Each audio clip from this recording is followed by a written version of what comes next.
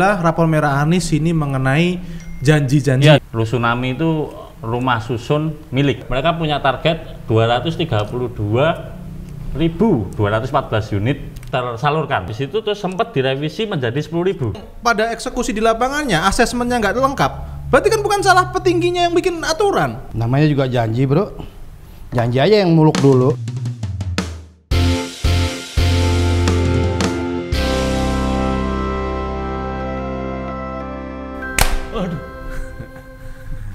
Oke, balik maning di The Tribes, tempat trio bersuara. Di sini sama saya Yodan Pranata, ada Yaya dan ada Om Gondrong. Mantap banget. Nah, so kita kembali di segmen colek-calek tapi di edisi spesial. Kali ini kita akan ada di edisi debat kusir. Oh ya, kita akan berdebat.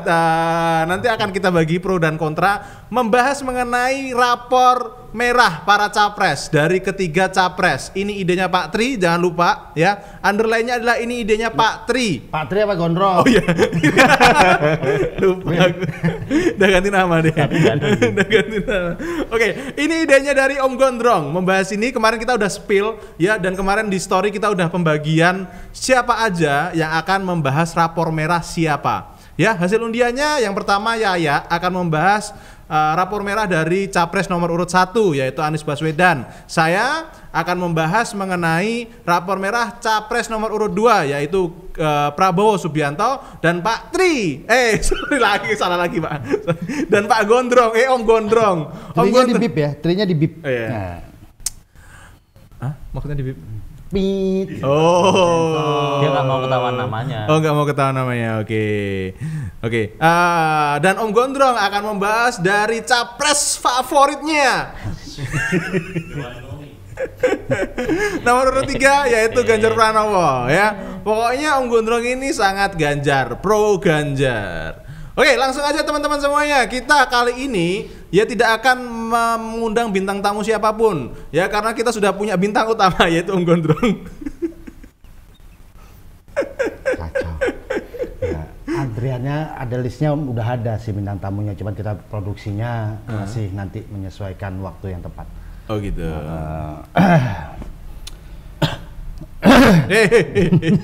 Rusak mikir.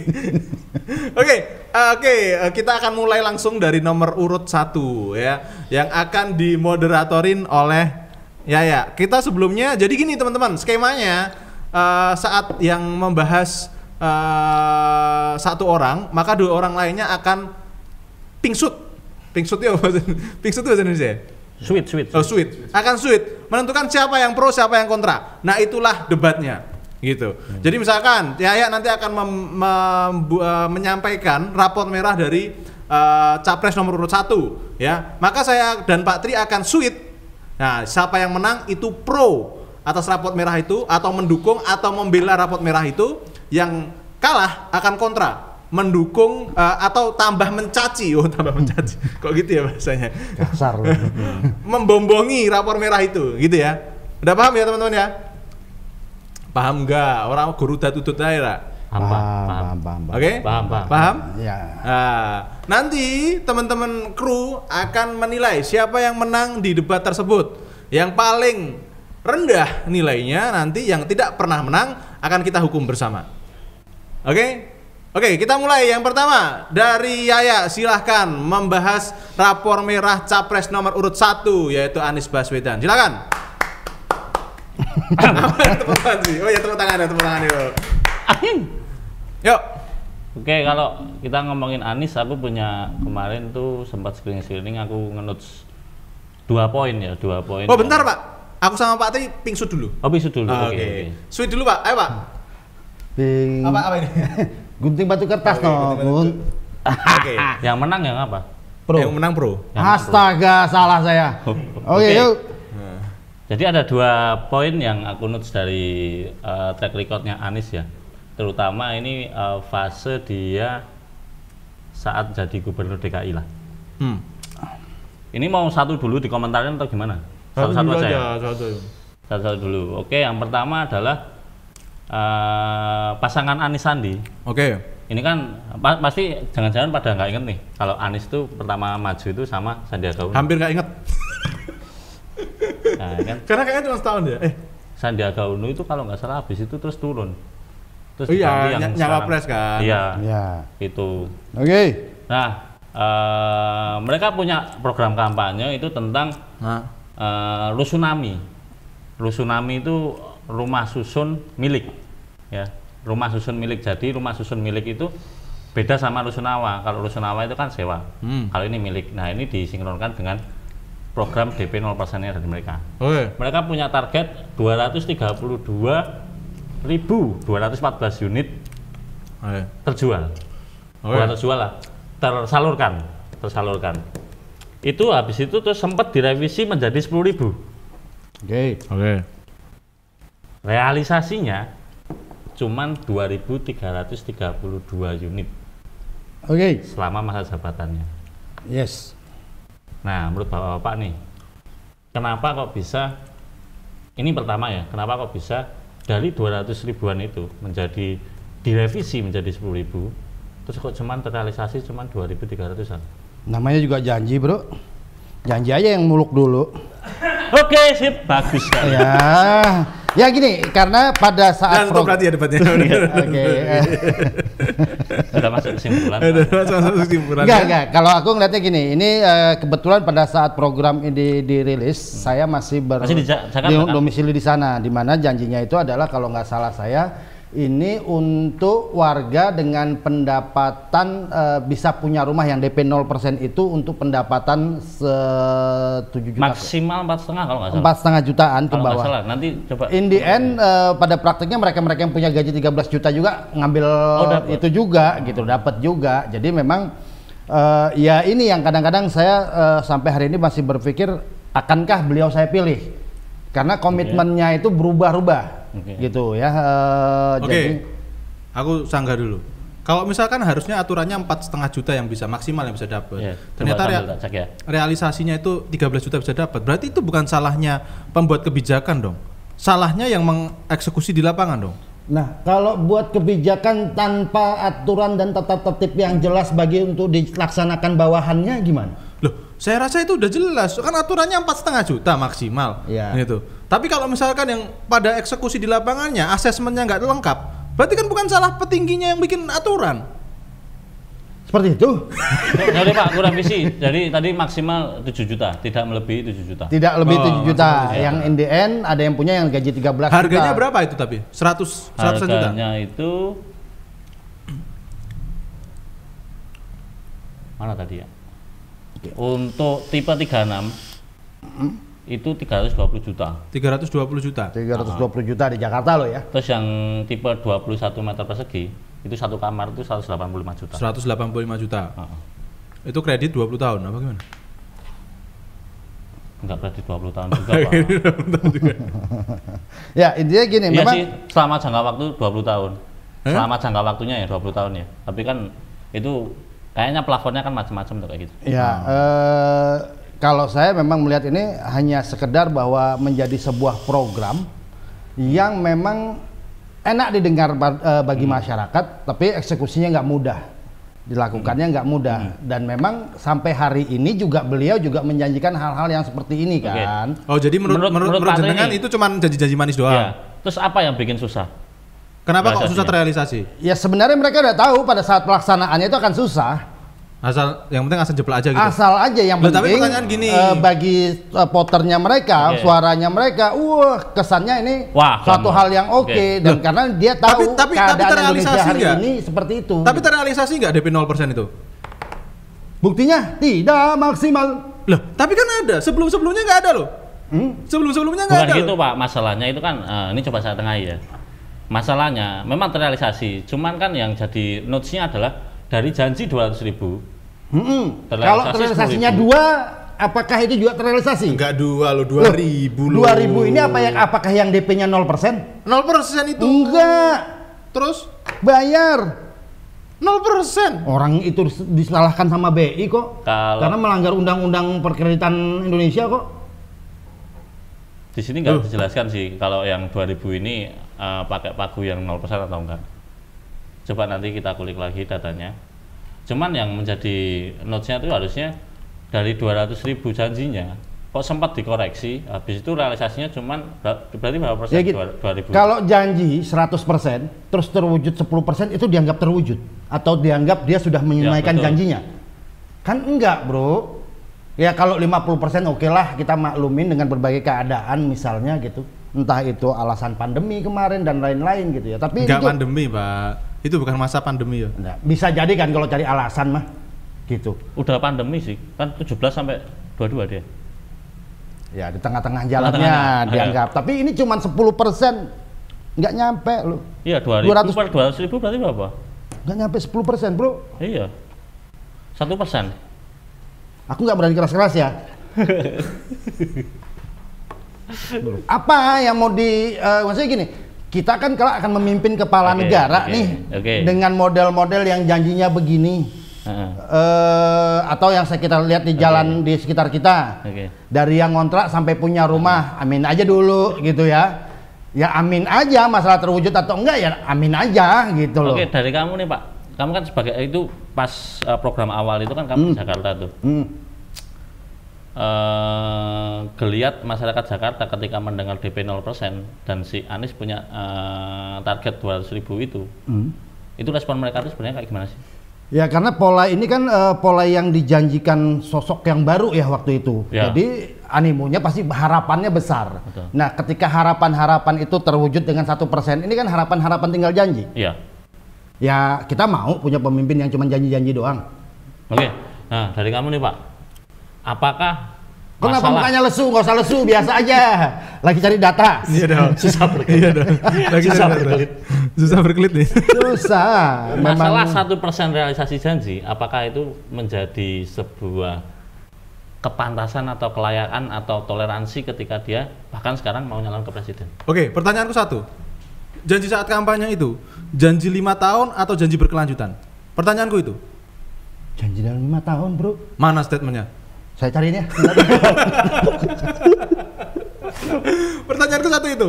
Itu apakah janji berkelanjutan? Maksudnya gini, apakah ini memang targetnya dalam 5 tahun itu adalah hanya pilot project? Bahwasanya bisa loh dibikin rusunami sehingga masyarakat dengan UMR aja itu bisa punya rumah loh. Gitu loh. Karena itu sebelumnya itu menjadi kesulitan yang luar biasa bagi warga Jakarta. Gitu loh. DKI ya, itu sulit. Nah, ternyata bisa terrealisasi dengan 2.300 pilot project. Nah, apabila ya skema ini diduplikasi ya oleh pengembang atau selanjutnya ya, pejabat selanjutnya, itu jadi target itu bisa terpenuhi gitu loh. Nah, apakah ini hanya sebuah prototipe atau memang janji 5 tahun? Berarti itu dulu menurut pertanyaanku. Kamu dari janji terus realisasinya segini tuh ini cukup membuktikan bahwa dari gagasan ini it works, ada traksinya gitu. Proof of conduct dong. Ya pertanyaan saya begini Mas, kalau ada janji 232 ya. Terwujud aja dulu 1, oh ya proof itu bisa gitu loh. Kalau 1 belum bisa jadi validasi. 1%. Tapi kalau 2.300 itu harusnya bisa menjadi validasi. Jangan lihat 2.300-nya Mas, dari yang dijanjikan itu cuma 1%. Dari 0 loh Pak. Nah masalahnya dari 0 ke 2.300. Pada prakteknya nggak 0 bro. Loh sebelumnya sudah ada belum? Pertanyaanku itu. Janji DP 0? Bukan, sebelumnya Rusunami yang DP 0 itu sudah ada belum? Sebelumnya juga Rusunami udah disiapkan kan, memang udah ada di pemerintahan gubernur sebelumnya. Ya, Rusunawi itu udah banyak banget ada. Bro. DP 0 enggak? Hah? DP 0 enggak? Bahkan ngontrak dipindahin dikasih perabotannya, kulkas segala macam. Kalau dikasih aku malah nggak setuju. Karena itu jadi mentalnya itu jadi meminta. Bukan dikasih Om, jadi itu adalah bentuk konsekuensi warga yang tinggal di tempat yang tidak layak ini dipindahkan ke Rusunawa. Nah, sebenarnya kan Rusunawa ini Rusunami. Kalau Rusunami itu sebenarnya programnya udah dari Kementerian PUPR. Ini beritanya dari Mas, dari Menko Perekonomian. Satu itu, yang kedua ini juga kerjasama sama pemerintah pusat loh. Ya, karena ada yang memang permennya, ada APBN-nya loh. Ya. Berarti kan bukan seutuhnya tanggung jawab dari kepala daerah. Tapi kan eksekutornya kepala daerah, bro. Jadi penyalur anggaran itu memang Nah, anggarannya udah turun semua belum itu pertanyaannya? Berarti nanti tanya sama Kementerian Keuangan ya. lah. Berarti kan kita nggak bisa menjustifikasi jadi bahwa gini, ini nggak kita, works, kita, Pak. kita gini. Nanti yang kita bahas tadi masing-masing caleg Oke. ini, capres ini, itu kan mereka memang semuanya adalah di bawah presiden ya. Nanti nggak akan selesai bahasan kita kalau semua, oh kan dia masih punya atasan. Bukan, makanya kita hanya mengkritisi konteks yang itu menjadi tanggung jawabnya dia. Yes, Gitu loh. yes. Nah, kalau ini berkaitan dengan tanggung jawab dan keputusan dari pemerintah pusat, maka tidak bisa disalahkan seutuhnya. No. Kalau Padahal memang konsepnya itu works program yang sudah kerja, dibawa. program kerja pemerintah, kenapa dia masukkan dalam janji kampanye? Oke. Oke. Bagus. Jadi memang ini masalah ya. Sebenarnya yang mau dikaji adalah kenapa sih kalau janji antara realisasi itu kok seolah-olah nggak ada analisa yang terukurnya. Oke. Ya. Jadi nggak menyerang satu pihak, dua pihak. Memang mostly antara janji dan realisasi itu sering kali itu miskalkulasi. Jadi kan situasinya gitu. Gitu ya. Oke. Jadi ya up to you lah opini kayak gimana. Oke, topik pertama kita close. Oke, Close ya, nggak Masuk. clear ya. clear aja lah. Oke. Karena nanti ujung-ujungnya masa naik-naik lagi. Oke, sip. Tanyakan aja pada yang di atas. Oke, sip. Oke, dari penonton siapa yang menang? Podcast topik pertama pada kali ini yang menang adalah Sang pemberi topik. Nah, aku yang menang, Pak. Tos dulu dong. Hah? Aku yang menang. Nggak terima. Nggak terima. Fair lah, fair lah. Tos dulu. Oh. Fair lah. ya, ya. Oke. Oke, Masuk ke topik ingat-ingat kedua. ya, aku 1 poin. Oke, masuk topik kedua. Masuk topik kedua. Ini saya bukan masalah rela atau enggak, hukumannya belum jelas ini. Ngapain ya? BTW. Ayo. Oke, yang kedua. Topik yang kedua. Ini sebenarnya agak aku bungkus dengan diksi etik lah. Oke. Karena kalau kita ngomongin etik kok selalu elatnya ke 02, padahal 01 Sweet lagi, tuh sweet dulu dong. Sweet dulu Sweet dong, dulu. iya. Sweet dulu. Ayo. Oke, aku Iya, kontra. oke. Oke. Waduh, tar dulu, ini lo yang bahas yang mana nih? Iya, Ya kan serunya sama. di situ, serunya di situ, coy. Ini masalah etik.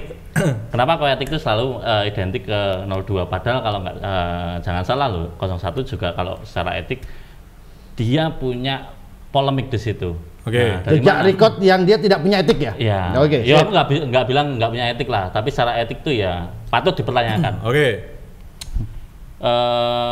Ini soal sebenarnya 2 orang jenderal yang pernah kena prank. Kena prank itu, Apa nih maksudnya nih? nah, Iya. yang di prank pertama itu kan Pak Prabowo tuh, Ya. dia diusung sama Gerindra dengan janji dia tidak akan mencalonkan lagi kan, tahu-tahu dia Oke. mencalonkan dari diusung sama Nasdem. Oke. Jenderal yang kedua Oke. itu ada bapaknya AHY. Oh, oke.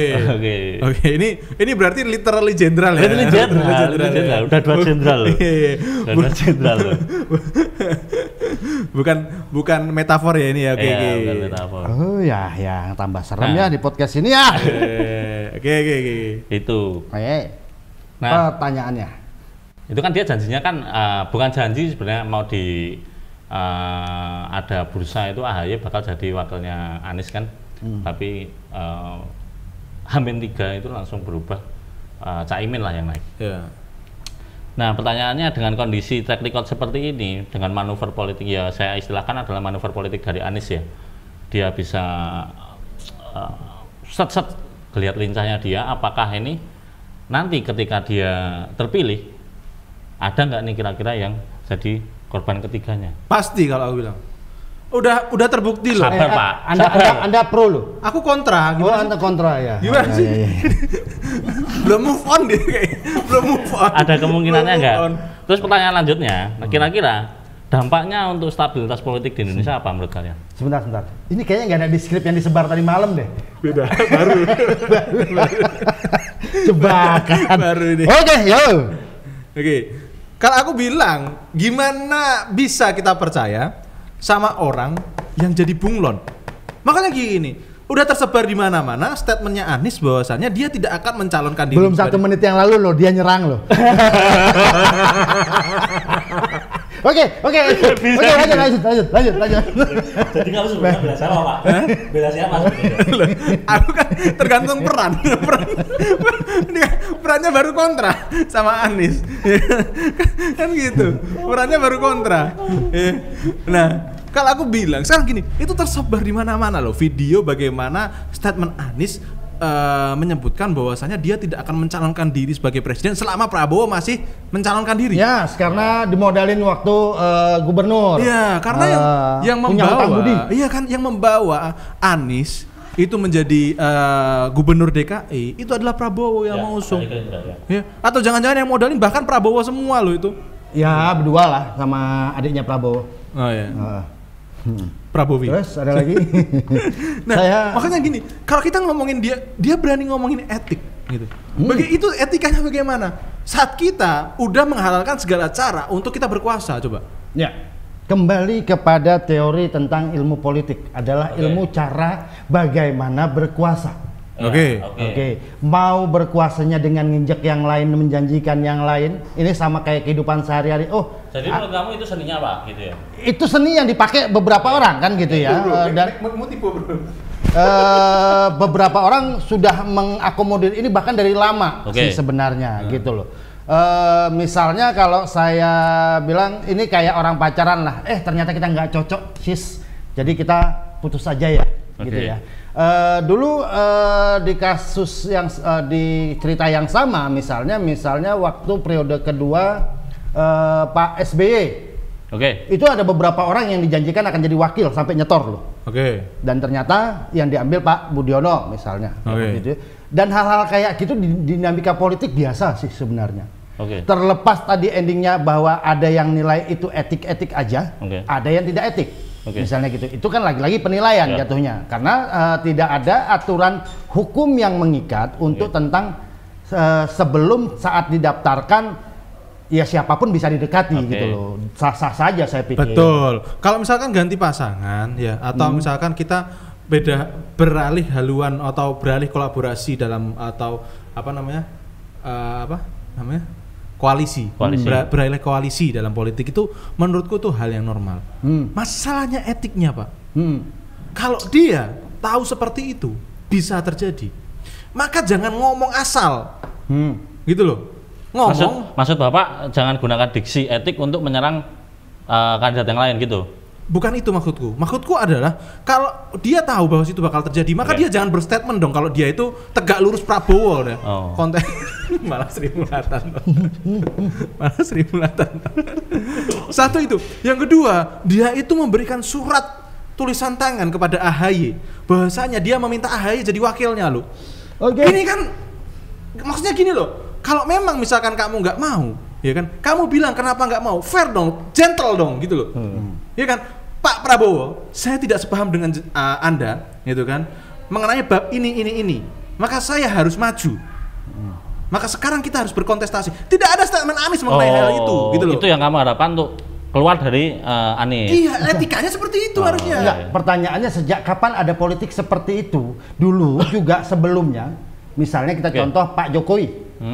Udah diumumin Mahfud MD gitu. Tapi membaca dinamika politik, membaca dukungan dan lain-lainnya, maka keputusannya harus dirubah. Om jangan bahas yang lain dong. Ini kan kita bahasnya Anies. Loh kan saya tadi ada percontohan yang bisa saya berikan. Jangan bahas yang lain dong. Kita bahasnya Anies loh. Konteksnya Anies. Nah sama dalam kondisi Anies. Anies ini menjanjikan yes, tetapi yang mengusung Anies menjadi seorang presiden itu ada beberapa elemen partai. Oke. Nah bahkan untuk bisa mendukung Anies ini, konon katanya dari sumber yang sedikit bisa dipercaya, bahkan ada partai yang harus dipinang dengan mahar tertentu misalnya. Ya namanya dinamika gitu loh. Kok aku jadi bahaya ya?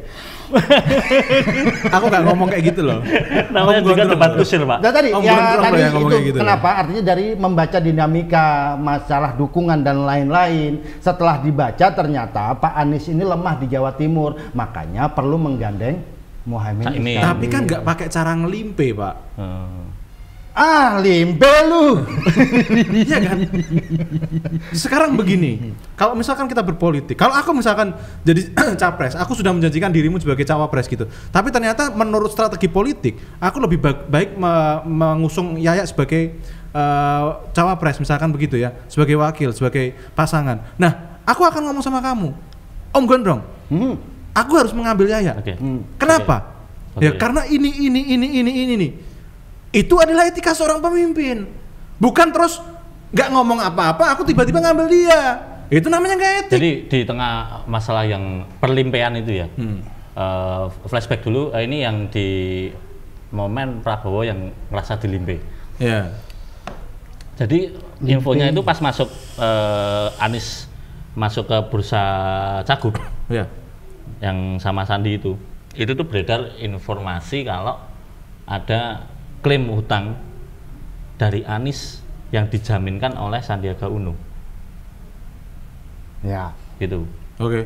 Jadi Aku baru dengar ini. Tapi kan itu pernyataannya sudah diikhlaskan sama Mas Sandi. ya, jadi apa namanya? Poin ini ada kutipannya nih. Nah, jadi itu ada beredar tuh surat utang itu, utangnya itu dengan 92. Iya, itu ada 3 tahap. Jadi ada utang pertama, utang kedua, utang ketiga. Mbak, nggak apa-apa kalau mau lewat, Mbak. Itu oleh kok mana orangnya nggak ada ini. Nih poin keempat ya, saya mengetahui bahwa dana pinjaman 3 tersebut berasal dari pihak ketiga dan Bapak Sandiaga Uno menjamin secara pribadi pembayaran kembali dana pinjaman 3 tersebut kepada pihak ketiga. Berarti yang menjamin adalah Sandiaga Uno. Nah, salah satu pemberi pinjamannya itu adalah Aksa Mahmud. Aksa Mahmud ini itu dari Golkar, itu masih keluarganya Sukala. Pertanyaanku, hubungannya apa, Bro? Nah, hubungannya apa? Ini kan menjadi istilahnya itu kan kita tahu konsep apa? Kenapa kok tidak di blow up dari pihak Gerindra atau Prabowo? Justru yang di blow up itu adalah sisi dia ngelimpenya. Gitu. Ya mungkin bukan hutang ke Prabowo atau Gerindra. Ini tuh hutangnya dia kepada ini pengakuan hutang. Jadi surat pengakuan hutang. Jadi yang gampang gini, Mas. Kalau janji itu kalau terjadi sesuatu maka bisa larinya ke pidana. Tapi kalau hutang apapun bentuknya perdata jatuhnya, Om. Nah, kecuali dia melakukan tindakan yang karena kan itu nggak melanggar hukum sebetulnya. Iya, tidak melanggar hukum. Kalaupun itu memang belum dikembalikan atau dan lain sebagainya, itu perdata dan tidak mengganggu, menurutku tidak akan mengganggu elektabilitas dari Anies secara kontra sebetulnya gitu. Gitu. Tapi kalau misalkan itu kan bisa berbagai konteks ya hutang itu sebetulnya gitu loh.